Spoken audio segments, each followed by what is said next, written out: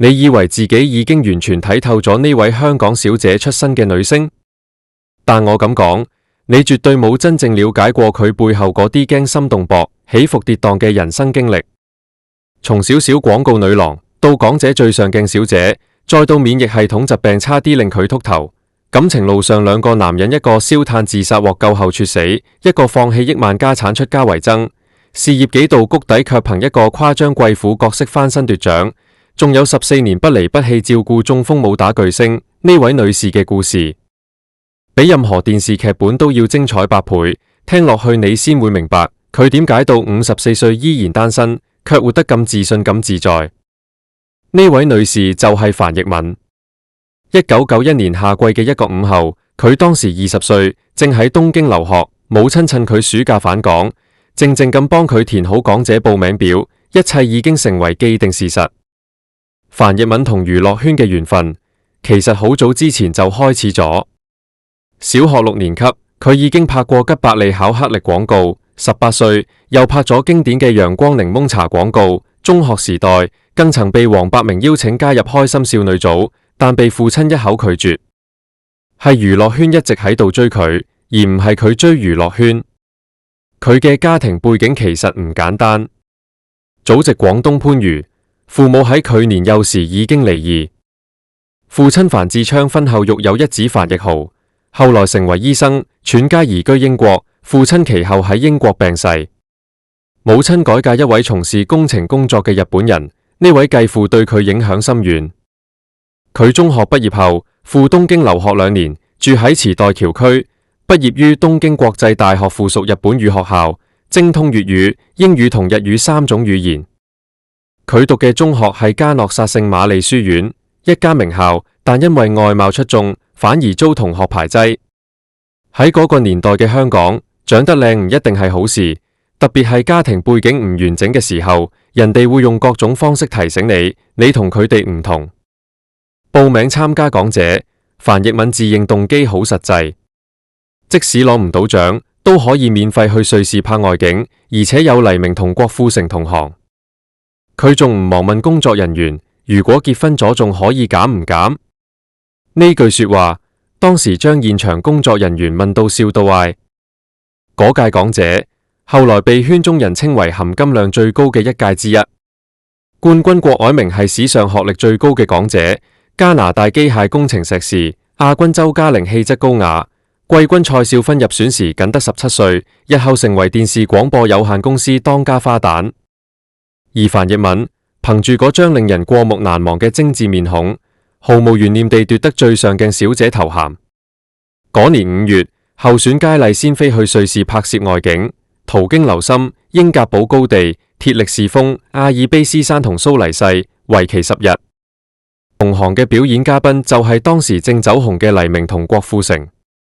就在呢次外遊，發生咗一件趣事。郭富城喺雪地表演打功夫嘅時候，一不小心滑倒，尾龍骨輕微撞傷，躺在雪地上動都唔到。四周外國遊客完全唔知面前呢位係香港天王，只當係街頭賣藝，紛紛圍觀拍照。6月9日，準決賽喺清水灣電視城舉行，評判陣容堪稱豪華，成龍、田北俊、孫明揚、蔣麗芸等名流悉數就座。最上鏡小姐評判團更有吳思遠、李美鳳等人。佳麗經歷變裝面試、熱舞歌唱、泳裝環節等層層考驗，12人入圍決賽。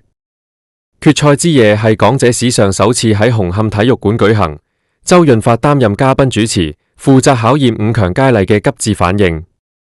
劉德華同張學友聯手獻唱，郭富城翩翩起舞。樊奕敏憑機智幽默嘅談吐，一人囊括冠軍、最上鏡小姐同最佳談吐幽默獎3項大獎，成為嗰晚最大贏家。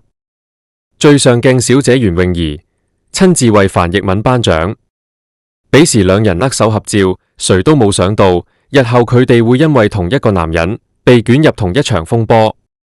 多年後回顧嗰場比賽，樊奕敏本被看好衝3甲，但佢只回應咗自己一貫嘅灑脫，我覺得自己靚就得啦，你俾唔俾我都係靚嘅，我開心就得。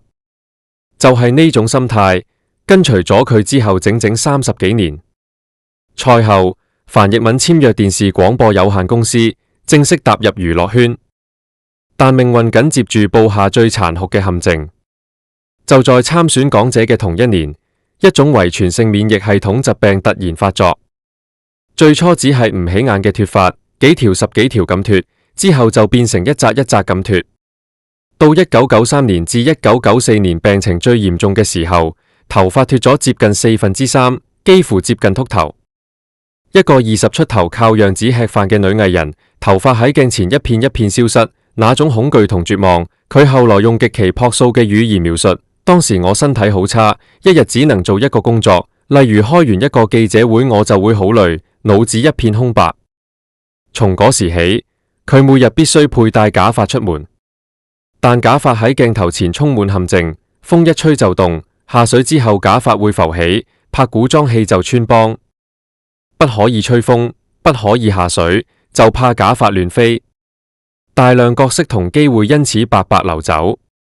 本來佢有機會同鄭伊健一齊去台灣發展，但因為身體原因未能成行。佢只能以拍廣告同主持節目為主，同古巨基、梁榮忠搭檔主持勁歌金曲，又同劉嘉玲合作主持《佳人有約》，靠住呢啲工作撐住知名度，同時等待身體轉機。等咗足足4年，轉機先嚟。透過朋友介紹，揾到一位厲害嘅醫生，經過漫長調養，頭髮終於重新生出來。大約1996年左右，身體恢復到可以拍古裝戲嘅程度。嗰一年，佢約滿離開電視廣播有限公司，決定唔再主力發展。就在呢個時候，那個叫羅兆輝嘅男人進入咗佢嘅生命。羅兆輝1964年生於香港，祖籍廣東潮州，綽號神童輝。14歲讀到中3就輟學，喺尖沙咀重慶大廈做雜工，月薪僅得900港元。16歲入行做地產經紀，得到富豪劉鑾雄賞識同扶持。1991年，27歲嘅時候，以1.4億港元買入重慶大廈商場，翻新後更名義發廣場。2年後以6.8億港元轉售，淨賺5.4億港元。呢筆交易令佢一夜成名，香港傳媒封佢為地產神童，簡稱神童輝。巔峰時期身家超過20億，擁有2艘遊艇、多輛名車，仲以400萬港元投得香港71號車牌。樊奕敏同羅兆輝大約1997年左右喺社交場合認識，外界傳聞2人秘密來往長達5年。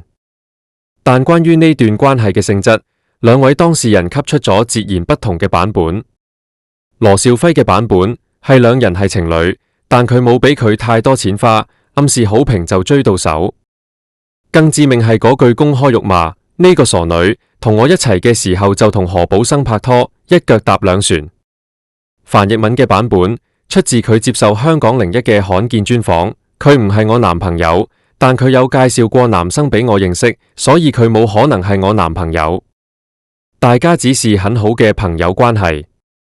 佢承認2人確實互有好感，但因為羅兆輝已有家室，佢有底線。佢仲回憶起羅兆輝溫暖嘅一面，因為我自己開車，而佢有司機，但佢會上我嘅車，叫司機跟住我嘅車。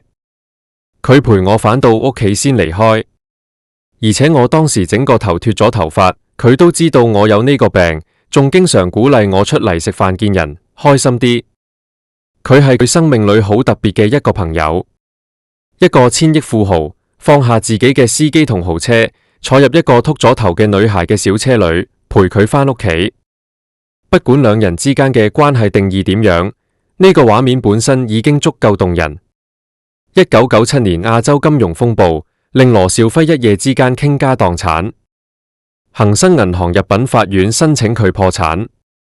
走投無路之下，佢喺2000年冬至前夕，獨自走上嗰艘停泊喺銅鑼灣避風塘嘅傳奇號遊艇，市值約4000萬港元。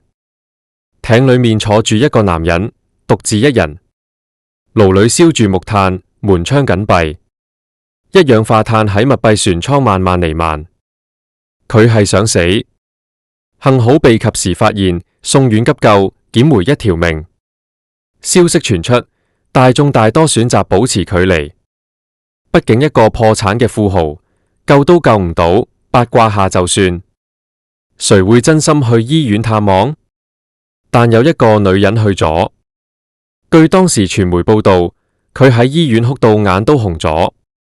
呢一幕令當時所有娛樂版記者大為震撼，因為外界一直盛傳兩人有秘密戀情，但佢始終不肯承認。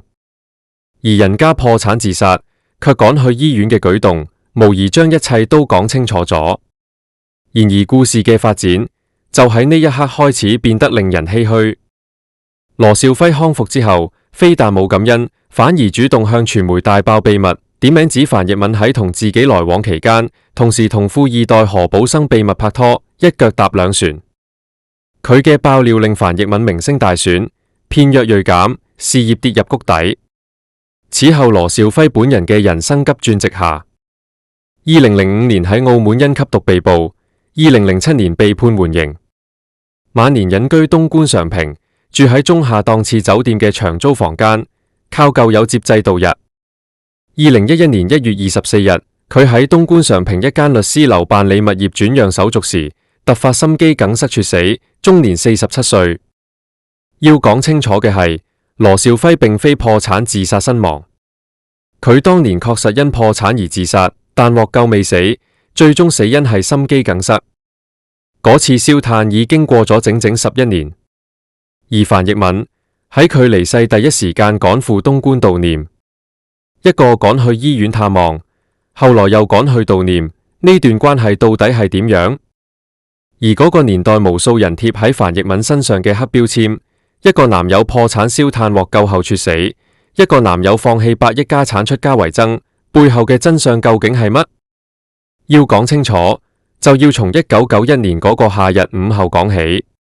樊奕敏嘅家庭背景同留學經歷，令佢喺娛樂圈起步時已經帶住一股獨特氣質，但免疫系統疾病嘅打擊幾乎毀咗佢一切。佢唔單止要同假髮搏鬥，更要面對外界嘅猜疑同排擠。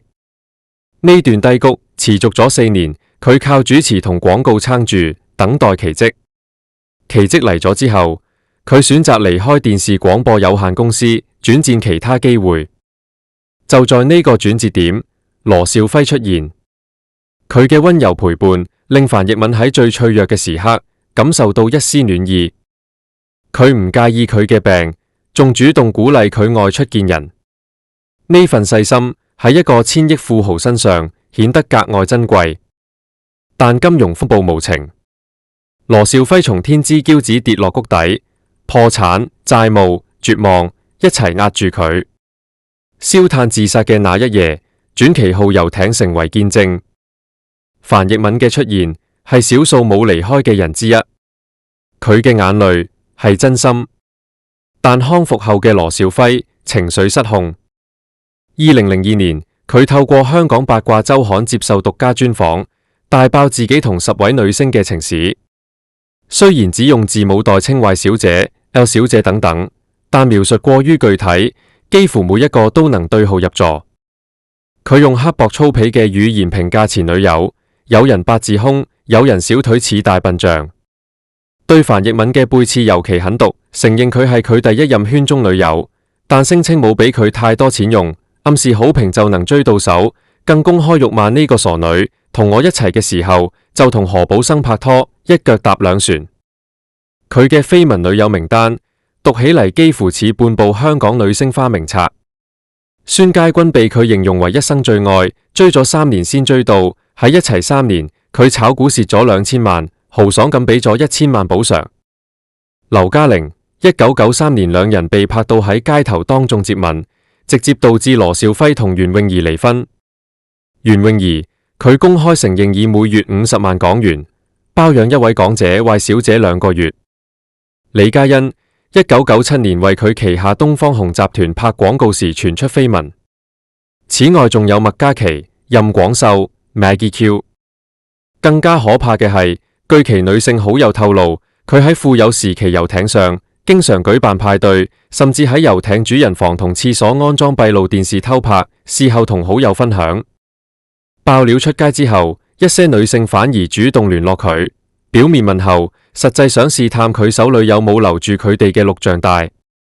樊奕敏嘅明星生涯那段時間片約銳減，事業跌入谷底。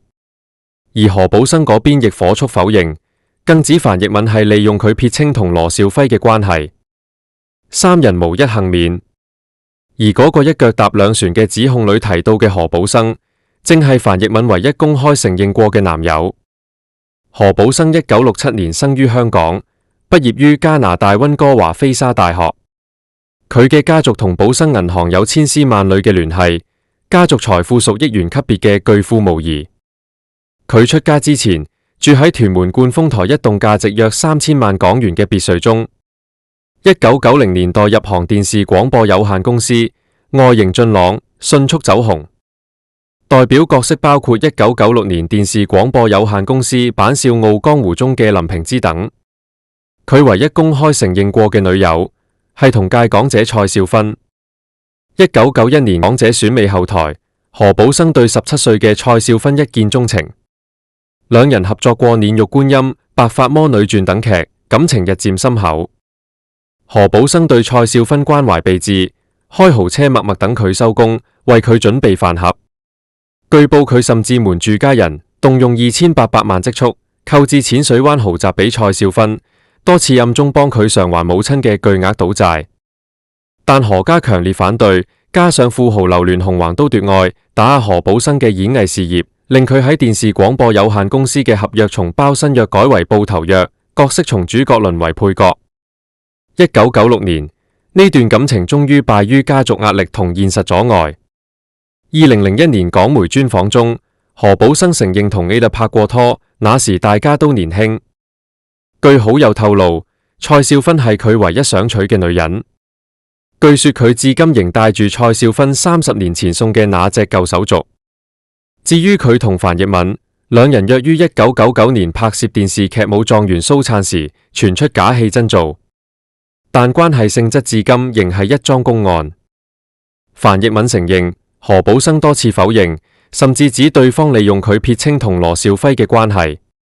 真相因當事人嘅沉默而模糊。可以確定嘅係，呢段糾葛喺羅兆輝2002年嘅大爆料中被推到風口浪尖，三人都深受其害。而何寶生後來嘅選擇令所有人始料不及。其實信佛嘅種子早在何寶生年輕時已經悄悄種落去。佢喺訪問中坦誠，自幼極度怕鬼，10幾歲時仍要去父親房間，躺在地上，讓父親垂下手來掌握。從加拿大回港後，母親教佢念般若心經，念住念住，佢發現佛教好多道理同自己嘅人生觀不謀而合。1996年拍攝《少林江湖》時，飾演岳不群嘅演員王偉，經常喺劇組講佛，何寶生聽到入迷。2000年，佢約好同呂頌賢去拜訪出家人，呂頌賢問佢：你會出家嗎？佢笑住講：呢啲話唔完嘅。5年後，呢句話成真咗。佢講過一句後來廣為流傳嘅名言：除了錢，我一無所有。2005年，38歲嘅佢做出咗震驚全港嘅決定，出家。為咗說服強烈反對嘅父母，佢同佢哋長談3日3夜，誠懇表達多年來內心嘅困頓同尋找人生意義嘅過程。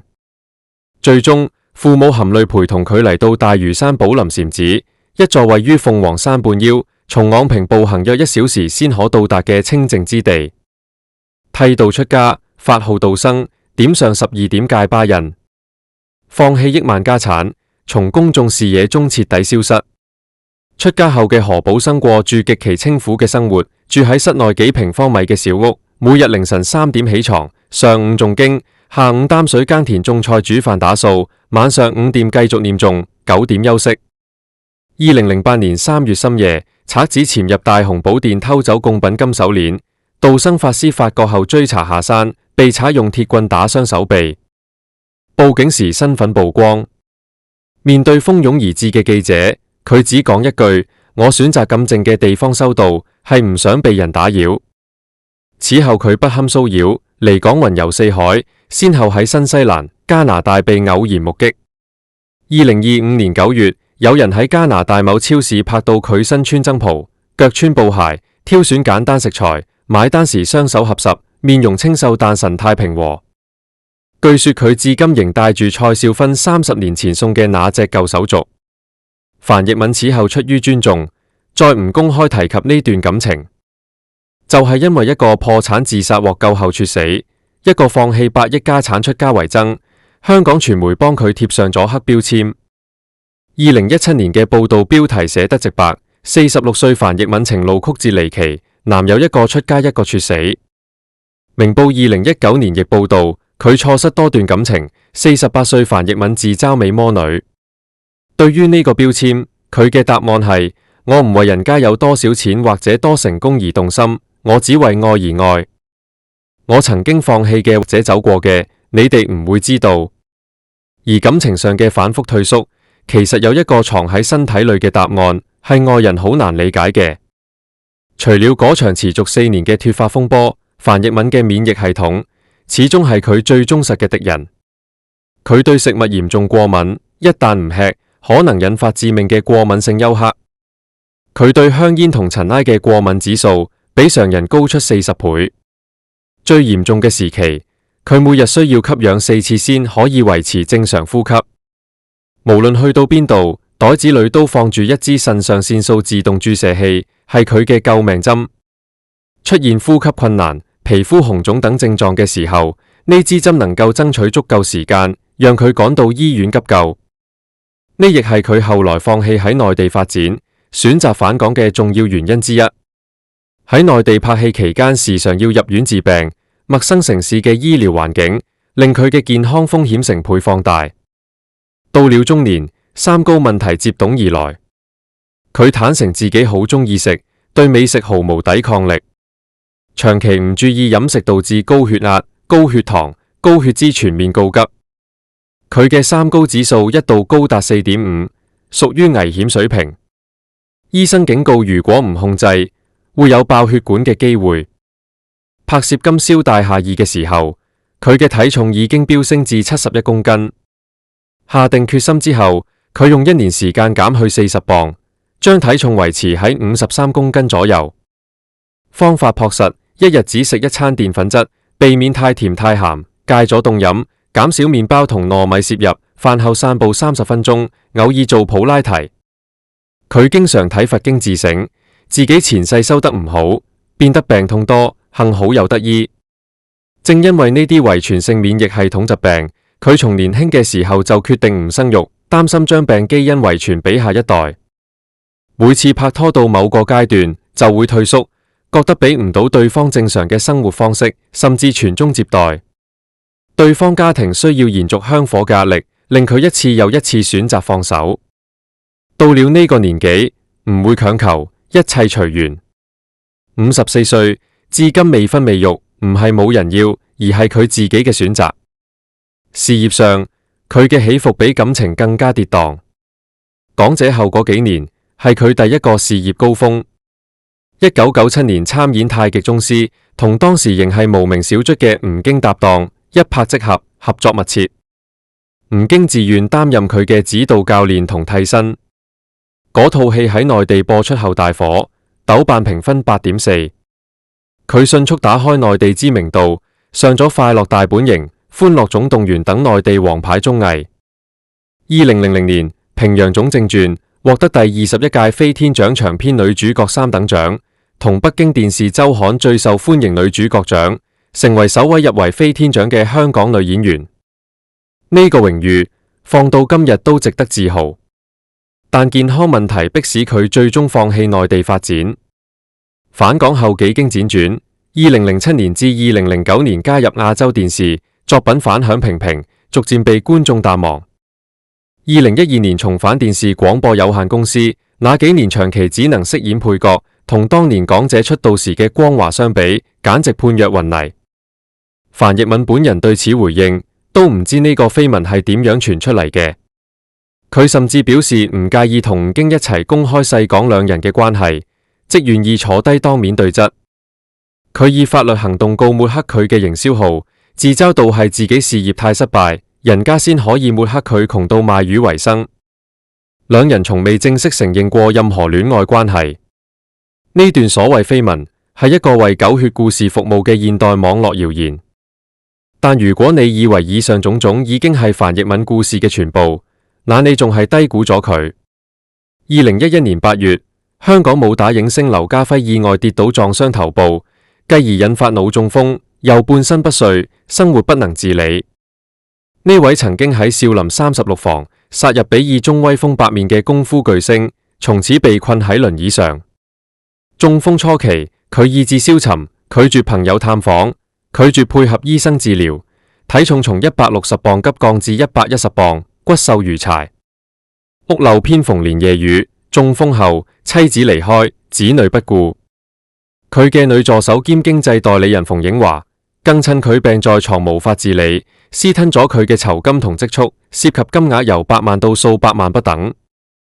馮映華辭去受託人身份後，轉同劉家輝嘅兒子企喺同一陣線，堅持繼續保管佢嘅財產。一代武打巨星中風後落到如此境地。樊奕敏同劉家輝當時共用同一個助手，正是馮映華。正因如此，佢得知咗劉家輝嘅真實處境。佢親自問劉家輝：如果係咁，我去照顧你好唔好？獲得同意後，佢開始咗一段旁人幾乎無法想象嘅漫長義舉。佢四處奔走整理資料，委託律師為劉家輝打官司，花咗整整18個月追回被侵吞嘅財產。2013年，喺佢同律師等人見證下，劉家輝立下遺囑。佢幫助安排劉家輝入住療養院，確保生活費同醫療費得到保障。此後每隔一段時間就會探望，陪佢出席各種公開活動。有人造謠話劉家輝已經去世，樊奕敏怒不可遏地公開駁斥。佢出錢出力，多年如一日。就係咁，一個同劉家輝原本並無深交嘅女人，用咗超過14年嘅時間照顧住呢位患病嘅武打巨星，至今不離不棄。面對外界各種揣測，佢淡然回應：呢件事唔係我個人功勞，其實有好多人一齊去幫助劉師傅，只不過係因為我比較多機會，可以做多啲實質上劉師傅需要嘅事。兩人以師徒相稱，佢叫佢師傅，佢視佢為女徒弟。2025年2月，喺香港動作特技演員工會春茗上，69歲嘅劉家輝罕有現身，坐住輪椅出場，領取貢獻大獎。一身粉紅打扮嘅樊奕敏全程陪伴在側，替師傅捧住獎座。劉家輝聲線微弱，但笑容滿面，擠出一個字：開心。古天樂、錢嘉樂、吳思遠等眾多圈中人紛紛到場致敬。那一刻，台下所有人都有明白，呢個從港姐出道，被人貼上黑標籤、事業幾度起落嘅女人，用整整14年嘅行動，講清楚愛兩個字係乜意思。回頭睇，一個女人從母親幫佢報名嘅那天開始，經歷咗脫髮4年、感情兩段轉折、事業幾度起落、14年照顧病人，最終喺54歲迎來咗佢入行以來最被認可嘅高峰時刻。呢樣人生比佢演過嘅任何一個角色都要精彩得多。佢講過一句話，係佢所有語錄裏我最記得嘅：我唔為人家有多少錢或多成功而動心，我只為愛而愛。我曾經放棄嘅或者走過嘅，你哋唔會知道。呢個故事就講到呢度。